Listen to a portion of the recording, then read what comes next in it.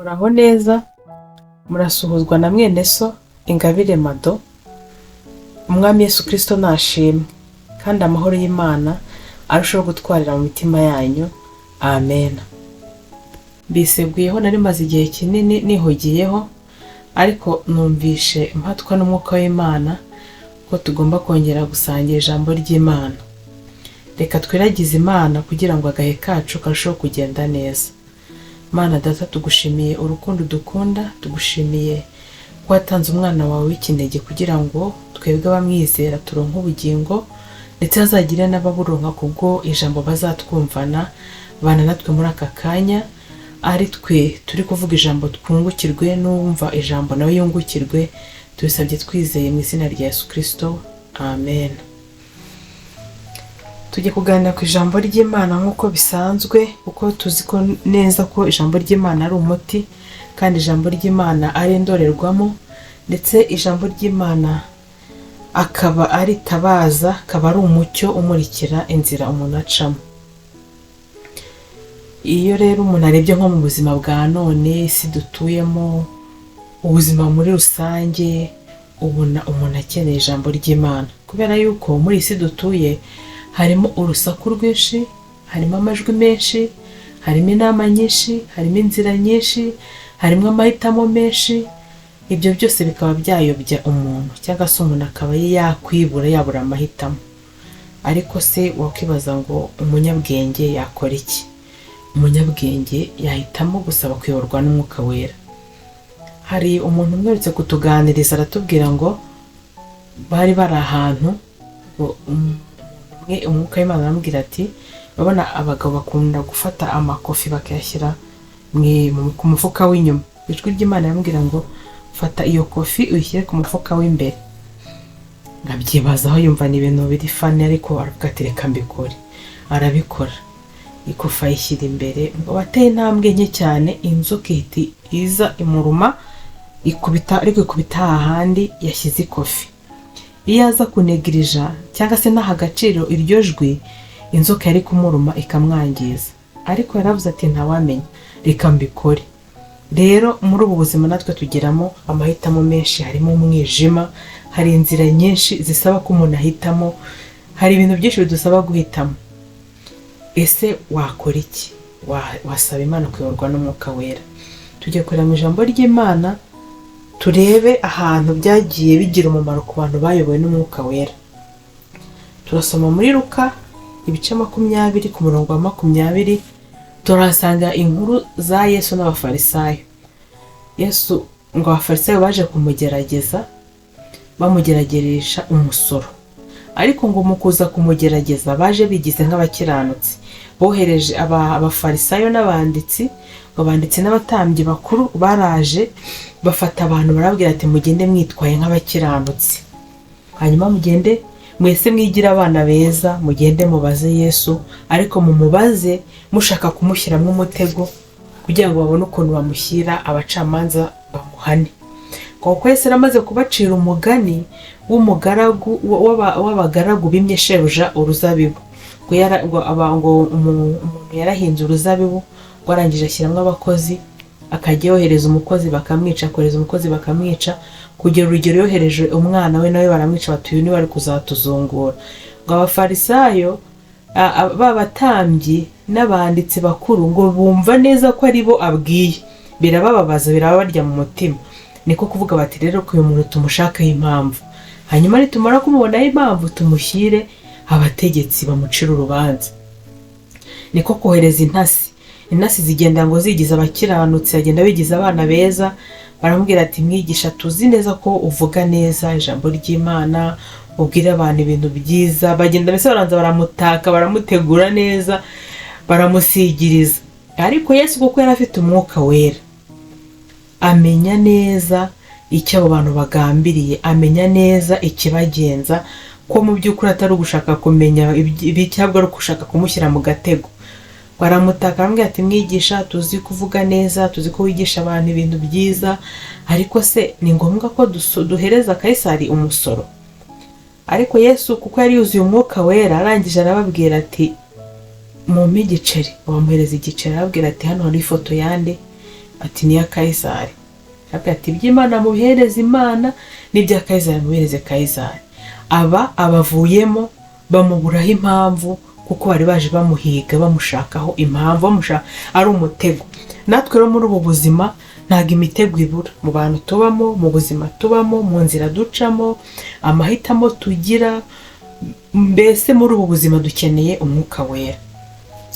Umunyabwenge yasaba kuyoborwa n'umwuka wera. Reka dusome no muri Samweli wa mbere 16, naho dusangamo inkuru za Samweli igihe yajyaga gutoranya Dawidi ngo abe umwami. Ngo Samweli yaramaze igihe kinini ababaye cyangwa se ari kurira, aririra Sawuli.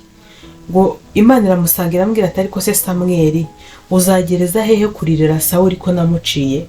Ko Sawuli namuciye ku ngoma atazakomeza. Mbese ni nkaho yabaza ati ko Sawuli yanyanze nanjye ko namuretse, uzagereza hehe kuririra Sawuli? Iramubwira ati noneho haguruka ugende kwa Yesayi, niboneyemo umuntu umeze uko umutima wanjye ushaka, niboneyemo umuntu uzaba umwami akayobora ubwoko bwanjye bwa Isiraheli. Noneho Samweli aribaza ati se nindamuka ngiye kwimika uwo musore wo kwa Yesayi, hanyuma Sawuli akabimenya ko azanyica? Imana imwigisha ubwenge. Natwe muri ubu buzima rero ubwenge turabukeneye. Hari ibintu ushobora gukora ariko bitewe n'uburyo ubikozemo bikaba byagucisha umutwe. Hari ibintu ushobora kuvuga bitewe n'uburyo ubivuzemo bikaba byakwambura rwose igikombe, bikaba byagukura amata ku munwa kandi wari ugiye gusoma, wari ugiye kwisomera ku mata.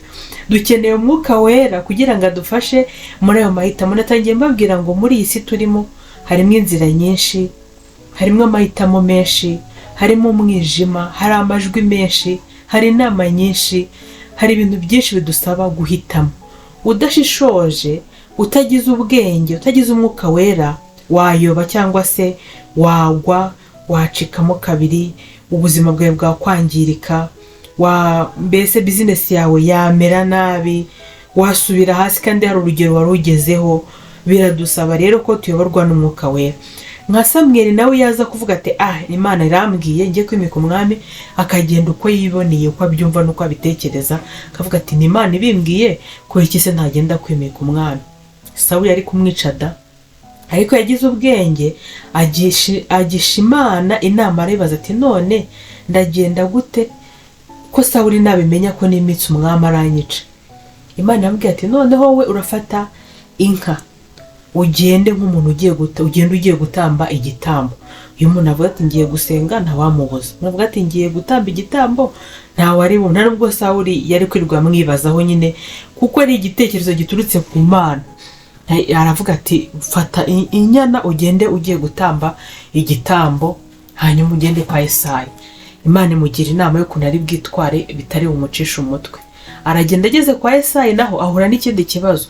Yesayi bwo afite abahungu 7, ariko umuhungu Imana yashakaga ntiyari ahari, ngo yiberaga mu misozi mu ntama aragiye imikumbi ya se. Hanyuma rero Samweli nawe agezeyo, babahungu ba Yesayi ngo bari abasore beza, barebare, b'imbaraga, bashinguye, mbese bafite igihagararo. Ngo Samweli abonye uw'imfura aravuga ati uyu nguyu niwe rwose Imana yatoranije, uyu nguyu reka musuke amavuta aba umwami. Agiye kumusuka amavuta, Imana amubwira ati reka uwo namugaye, wowe uri kureba nk'abantu, ngiye ndareba nk'Imana. Ntabwo namugaye mu mutima we, ntabwo uwo nguyu yaba umwami. Samweli aramureka, afata uwa kabiri, nawe ngo agiye kumusuka amavuta, nayo Imana aramubwira ati oya, ntabwo ari we namugaye. Wowe urareba uburanga bwe, urareba imbaraga ze, urareba intambuko ye, urareba imvugo ye kuko azi kuvuga neza, ariko namugaye, ngiye ndeba mu mutima. Ngo aba bahungu uko bari 6 arabahetura. Aribaza ati se noneho ni uwuhe, ninde? Ngo abaza Yesayi ati se nta wundi mwana ugira, nta wundi mwana ufite? Ati mfite kandi kana k'agasode ariko ntago hari nyine, kaba mu ntame yo ngiyo kararagiye. Gusa Samweli arambwira ati mutume haze, ntituri burye ntituri bunywe atarahagera. Bamutumaho, Dawidi araza. Amaze kuhagera ngo Imana ihita ibwira Samweli ngo n'uyu nguyu ngaho musukeho amavuta. Samweli aherako yimikisha Dawidi amavuta ngo guhera uwo munsi umwuka wera w'Imana akageza kuri Dawidi. Ariko bene data, iyo Samweli aza kuba atakomeje gushimikira cyangwa se gushaka ko ijwi ry'Imana rimukomeza kumuyobora, iyo yaba ataragiye akomeza gushakisha ko Imana yakomeza kumubwira, yakaba yarabonye umwana w'imfura wa Yesaya akaba ari we yimika. Ariko Imana yambwiye ati hoya, kandi yaba atayobowe n'umwuka wera yari bugende yirukanka ati reka njye kwimika umwami, Imana niyo intumye. Tuzi ko Imana ivuze nta wavuguruza, kandi tuzi ko Imana ivuze hejuru yayo nta wundi waza ngo abivuguruze cyangwa ahanagura iryo jambo. Ariko bisaba ubwenge, bisaba imigenzereze, bisaba imyitwarire, bisaba umwifato, bisaba imivugire. Ntabwo umuntu agenda uko yiboneye, hari uburyo agomba kwitwaramo, hari ubwenge umuntu aba akeneye kugira ngo n'icyo kintu agiye gukora kigire imbaraga kandi cye kugira izindi ngaruka kimusigira.